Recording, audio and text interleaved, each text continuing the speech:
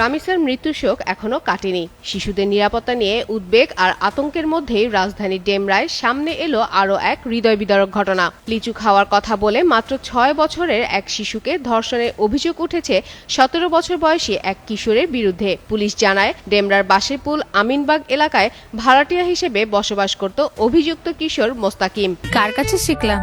এই যে রাধুনী রেডিমিক্স গরুর মাংসের মশলা। গরু রান্নায় গুরু হওয়া কোনো ব্যাপারই না। পরিবারের সঙ্গে পূর্ব পরিচয় থাকায় ভুক্তভোগী শিশুটি ও তার ভাই প্রায়ই তার কক্ষে যেত।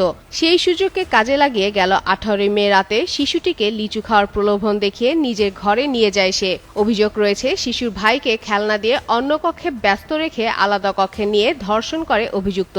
কিছুক্ষণ পর শিশুটির কান্নার শব্দ শুনে তার ভাই ঘটনাস্থলে গিয়ে অভিযুক্তকে আপত্তিকর অবস্থায় দেখতে পায়। পরে দুই শিশুর কান্না শুনে তার মা ছুটে এসে মেয়েকে উদ্ধার করেন। ভুক্তভোগীর পরিবার ও প্রত্যক্ষদর্শীদের বরাদে বিষয়টি নিশ্চিত করে ডেমরা থানার ভারপ্রাপ্ত কর্মকর্তা মির্জা তাইফুর রহমান বলেন, পূর্ব পরিচিত হওয়ায় শিশুটি ও তার ভাই প্রায় অভিযুক্তের কক্ষে আসা যাওয়া ছিল।